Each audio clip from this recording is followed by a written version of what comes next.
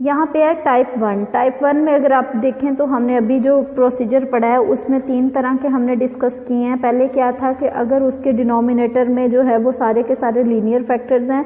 Second वाला क्या था कि अगर ये तो फर्स्ट थी, सेकंड क्या था कि लीनियर हैं प्लस रिपीटेड हैं, थर्ड वाला कौन सा केस था कि क्वाड्रेटिक हैं, क्वाड्रेटिक फैक्टर्स हैं डिनोमिनेटर में, और फोर्थ वाला केस था कि क्वाड्रेटिक भी हैं प्लस रिपीटेड भी हैं। ठीक है, ये हमने 4 टाइप्स अभी डिस्कस की हैं। अब 1 बाय 1 करके हम इनका सॉल्यूशन देखेंगे। जो लीनियर फैक्टर्स हैं उनको, अगर तो लीनियर फैक्टर्स हैं और रिपीटेड नहीं हैं तो ये टाइप 1 है, इसको डिस्कस करते हैं। When the factors of the denominator are all linear and distinct, distinct means कि वो रिपीटेड नहीं है, तो हमने क्या करना है कि रिजॉल्व करना है this into partial fractions, means ये हमारे पास इस फॉर्म में है। अब ये हम क्यों कर रहे हैं, क्योंकि अगर आपने इंटीग्रेशन फाइंड आउट करनी है 7x minus 25 over x minus 3 into x minus 4 dx, ये फाइंड आउट करना हमारे लिए बहुत मुश्किल है। तो इसका जो इजी वे है वो यही है कि हम इसकी पहले पार्शियल फ्रैक्शंस बना लें। जब पार्शियल फ्रैक्शंस बना लेंगे तो वो कुछ इस टाइप की बन जाएंगी और उसको इंटीग्रेट करना हमारे लिए इजी हो जाता है। तो इसलिए पहले हम स्टेप्स देख लेंगे ताकि इंटीग्रेशन के जब क्वेश्चंस करें तो उनमें हमारे लिए हेल्पफुल हो जाए। तो सबसे पहले हमने क्या करना है कि ये जो भी आपके पास फ्रैक्शन गिवन है उसको हमने देख लेना है कि उसके डिनोमिनेटर, सबसे पहले आपने जस्ट उसके डिनोमिनेटर को देख लेना है। न्यूमरेटर में कुछ भी हो उससे फर्क नहीं पड़ता, पहले तो आपने देख लेना है कि वो प्रॉपर फ्रैक्शन है कि इम्प्रॉपर फ्रैक्शन है। अगर तो इम्प्रॉपर फ्रैक्शन है, फर्स्ट स्टेप क्या है कि प्रॉपर है या इम्प्रॉपर है। अगर तो इम्प्रॉपर है तो उसको आपने प्रॉपर में कन्वर्ट कर लेना थ्रू डिवीजन। सेकंड स्टेप क्या है कि आपने उसका डिनोमिनेटर देखना है कि डिनोमिनेटर में जो फैक्टर्स हैं वो लीनियर हैं कि क्वाड्रेटिक हैं, और अगर वो लीनियर हैं तो वो किस तरह के हैं, रिपीटेड हैं या नहीं हैं। तो यहाँ पे देखें ये जो फ्रैक्शन है ये हमारे पास प्रॉपर फ्रैक्शन है क्योंकि ऊपर इसकी जो डिग्री है वो 1 है और ओवर वाले में इसकी डिग्री 2 है। सेकंड, इसकी जो ओवर वाले में है ये 2 फैक्टर्स है हमारे पास और दोनों ही लीनियर है। हमने क्या करना है, ऊपर वाले इस प्लेस पे कुछ भी हो ये इफेक्ट नहीं करेगा, हमने सिंपली उसकी जगह पे एक कांस्टेंट a लिख लेना है। ओवर जो पहला लीनियर फैक्टर होगा वो डिवीजन में लिख लेना है, प्लस फिर एक कांस्टेंट b लिख लेना है और दूसरे वाला लीनियर फैक्टर जो है वो इसके ओवर में लिख लेना है। ये तो हो गया पहला स्टेप। जब हमारे पास टाइप 1 की पार्शियल फ्रैक्शंस हो तो उस फॉर्म में हमने इस तरह करना है। अब ये आपके पास इक्वेशन बन जाएगी। अपनी आसानी के लिए आप इसको नंबरिंग देना चाहते हैं तो नंबरिंग दे लें। अब इस पूरी इक्वेशन को आपने क्या करना है, ये जो आपके पास ये वाला ओवर है इस पूरी इक्वेशन को आपने इससे मल्टीप्लाई कर देना है। जब आप इस पूरी इक्वेशन को इससे मल्टीप्लाई करेंगे तो यहाँ पे ये मल्टीप्लाई होके कैंसिल हो जाएगा, तो ये 7x माइनस 2 ऊपर वाला एज इट इज आ जाएगा। जब इसके साथ मल्टीप्लाई करेंगे तो x माइनस 3 ओवर में ऑलरेडी है तो x माइनस 3 कैंसिल हो जाएगा, x माइनस 4 जस्ट रह जाएगा। और जब आप सेकेंड वाले के साथ मल्टीप्लाई करेंगे तो b हमारे पास कांस्टेंट b हमने लिख लिया, x माइनस 4 इसके साथ कैंसिल हो जाएगा मल्टीप्लाई होने के बाद और x माइनस 3 आ जाएगा। इस स्टेप की समझ आ गई है?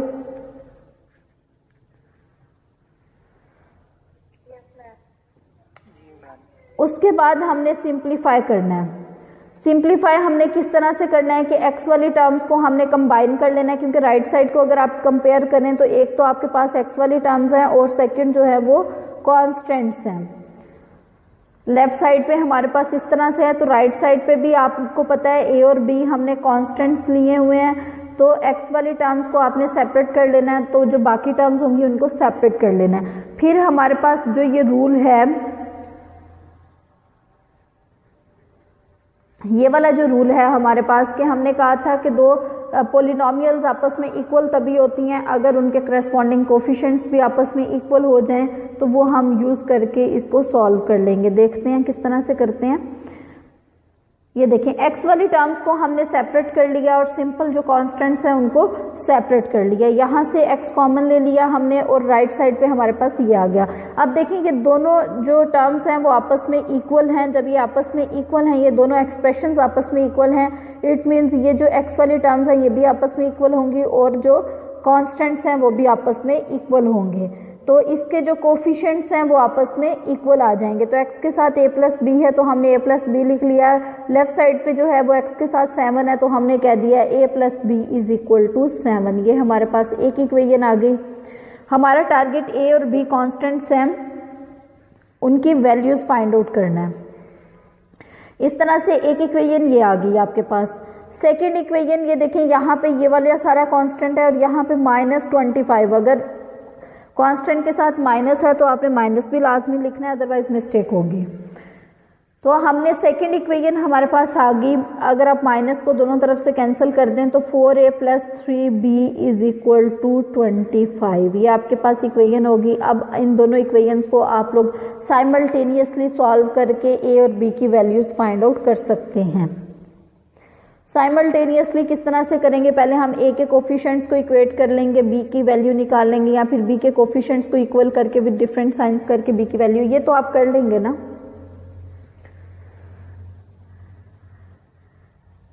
जी मैम।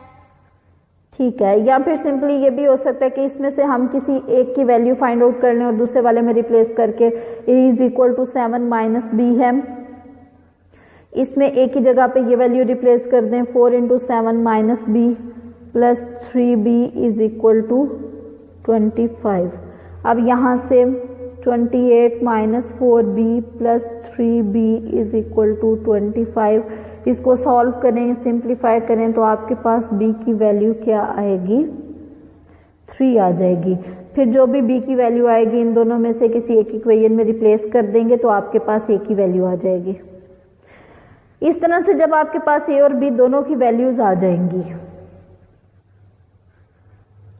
दोनों की वैल्यूज आ जाएंगी, तो जो आपने इक्वेशन नंबर 1 जिसको नाम दिया हुआ था, जिसमें a ओवर लीनियर फैक्टर था, b ओवर लीनियर फैक्टर था, उसकी जगह पे a और b रिप्लेस कर देना। अब देखें, अब अगर हम इन दोनों को इंटीग्रेट करते हैं, लेफ्ट साइड को राइट साइड को, तो हम इजीली इस पे लॉग के फार्मूला अप्लाई करके इसको इंटीग्रेट कर सकते हैं। तो इसीलिए अपनी इस फैसिलिटी के लिए हमने पार्शियल फ्रैक्शन का यूज किया। ये अल्टरनेटिव मेथड लिखा हुआ है कि हम किस तरह से किसी और मेथड के ज़रिए भी इसको फाइंड आउट कर सकते हैं a और b की वैल्यूज़ को। तो वो आपकी मर्ज़ी है, कोई सा भी मेथड यूज़ कर ले। अब ये वाली भी एक और सेकंड एग्जांपल है, इसको आप कर लेंगे, सेम वही वाला बनेगा। अब नेक्स्ट है हमारे पास के सेकंड कि अगर आपके पास ओवर में क्वाड्रेटिक फैक्टर है, ओवर में क्या है, क्वाड्रेटिक फैक्टर है, तो इसको हम किस तरह से रिजॉल्व करेंगे। तो उसका तरीका हमने किया था, ये देखें, ये बज़ाहिर तो क्वाड्रेटिक लग रहा है, अगर आप इस पे कोई स्टेप्स वगैरह या फिर कुछ कैलकुलेशन करके इसको अगर आप लीनियर में कन्वर्ट कर सकते हैं तो बेहतर यही होता है कि आप इसको लीनियर में कन्वर्ट कर ले। तो यहाँ पे x स्क्वायर माइनस 1 को हम लिख सकते हैं x plus 1 into x minus 1। तो इस फॉर्म में लिख के सेम प्रीवियस प्रोसीजर की तरह पे हमने इसको फाइंड आउट कर लेना है। ठीक है, हम ये भी कर सकते हैं कि जो हमारे पास पहले एक फैक्टर है उसको 0 के इक्वल रिप्लेस कर लेंगे। सेकंड प्रोसीजर लिखा हुआ है कि इसको कर ही लेते हैं। तो हमने पहले लिख दिया कि a over X minus 1 plus B over X plus 1। अब जब आप इसको इससे मल्टीप्लाई करेंगे, ये है क्या, ये basically x plus 1 into x minus 1 है।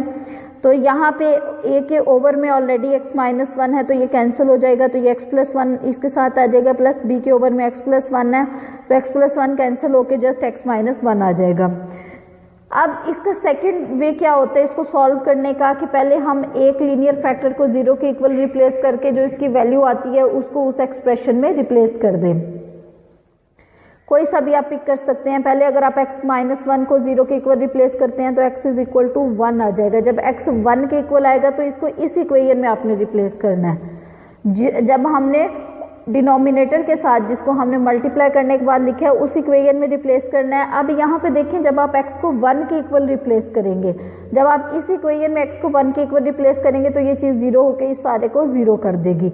जब आप इस इक्वेशन में x को 1 के इक्वल रिप्लेस करेंगे तो ये 2a इज इक्वल टू 1 हो जाएगा। तो a की यहाँ से डायरेक्ट वैल्यू आ जाएगी, आपको इक्वेट करने की और साइमल्टेनियसली सॉल्व करने की ज़रूरत नहीं पड़ेगी। ये ईजी मेथड है, तो आप इसको यूज़ कर लें। सेकंड, ये आपके पास a की वैल्यू आ गई। इसके बाद हमने b की वैल्यू फाइंड आउट करनी है, तो हम क्या करेंगे, जो दूसरा लीनियर फैक्टर है उसको 0 के इक्वल रिप्लेस कर देंगे, तो x इज इक्वल टू -1 आ गया। जब आप x -1 रिप्लेस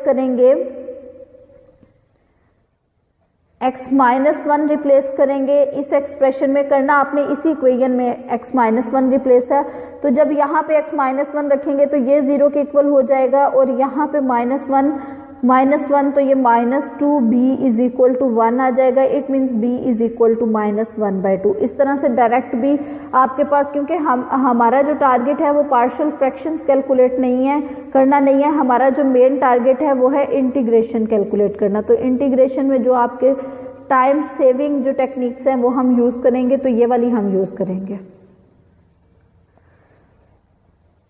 इस तरह से a और b दोनों की वैल्यूज आ गई हैं। a और b दोनों की वैल्यूज को हमने ऊपर वाली इक्वेशन में ही रिप्लेस कर दिया, तो हमारे पास ये आंसर आ गया। नेक्स्ट एग्जांपल है रिजॉल्व इनटू पार्शियल फ्रैक्शंस। इसमें क्या है, ये क्वाड्रेटिक इन्वॉल्व है, और सेकंड अगर आप देखें तो ये इम्प्रॉपर फ्रैक्शन है। इम्प्रॉपर फ्रैक्शन है, हमने जो रूल्स स्टडी किए थे वो थे प्रॉपर फ्रैक्शंस के, तो ये तो इम्प्रॉपर फ्रैक्शन है, तो पहले हम इसको डिवाइड करके प्रॉपर फ्रैक्शन में कन्वर्ट करेंगे। इसकी डिवीजन हम किस तरह से करेंगे कि हमने लिख लिया 6x³ + 5x² - 7, इसको हमने डिवाइड करना है। यहाँ पे लिख लेते हैं 3x² - 2x - 1 से।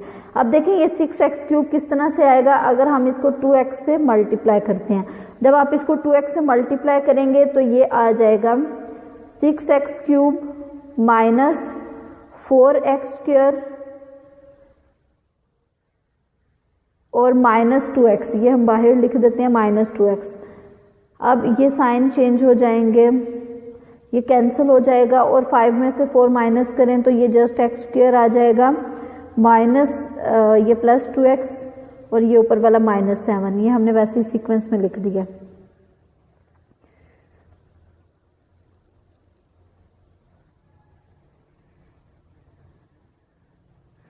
अब अगेन हम किससे मल्टीप्लाई करेंगे कि हमारे पास x² आ जाए, x² + 2x + -3 आ जाए। तो इस तरह से आप इसको कर सकते हैं कि ये आपके लिए डिवीजन करना इजी होगा। तो खैर जो भी ऊपर कोशेंट जो भी आएगा, जो भी आपके पास कोशेंट आएगा, जो भी कोशेंट आएगा उसको आपने यहाँ पे लिख लेना है, प्लस ये जो चीज़ होती है ये रिमाइंडर होती है, और ओवर जो आपके पास डिवाइजर होगा वो आपने ओवर में लिख लेना। तो इस फॉर्म में ये कन्वर्ट हो जाएगी।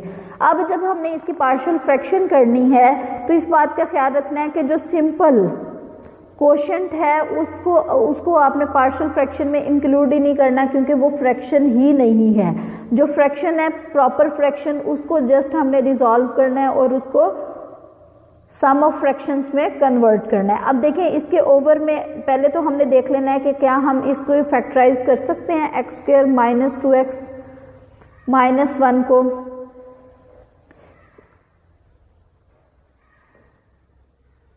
तो हम इसको नहीं कर सकते, कर सकते हैं हम इसको। इसकी जो फ्रैक्शंस आ जाएंगी वो हमारे पास आ जाएंगी x -1, इसके जो फैक्टर्स आएंगे, और सेकंड वाला 3x + 1। आपने जो भी टेक्निक्स अगर आपको नहीं माइंड में तो आप इसकी फैक्टराइजेशन जो करते थे वो टेक्निक्स एक दफ़ा रिवाइज कर लीजिएगा। तो यहाँ पे हमारे पास इसके ओवर में इसके साथ में जो है वो x - 1 भी आएगा। एक दफ़ा देख लिया करें, कोई मिस्टेक हो तो उसको करेक्ट कर लिया करें।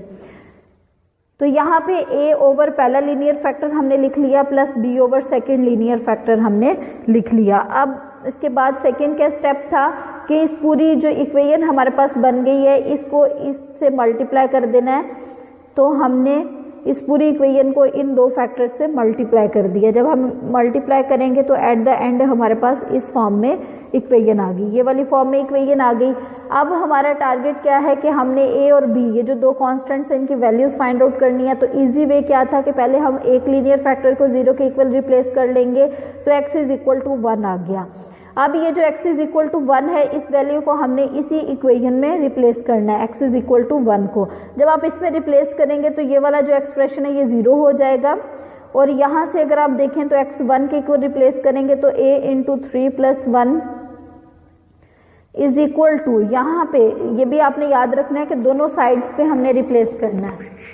तो जब हम लेफ्ट साइड पे रिप्लेस करेंगे तो 8 माइनस 4 आ जाएगा, 8 माइनस 4 आ जाएगा। तो यहाँ से 4a इज इक्वल टू 4, तो a की वैल्यू क्या आ गई, 1 आ गई।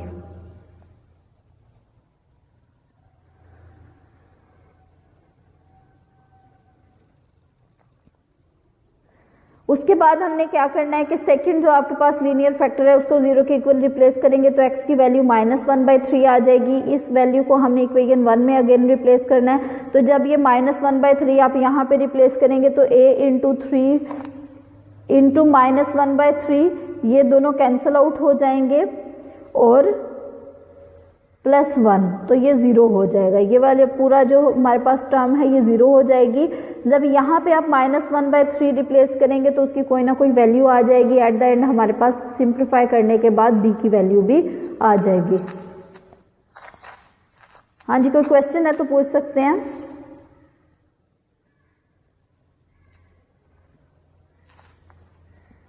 नो मैम, ये किए हुए हैं पहले।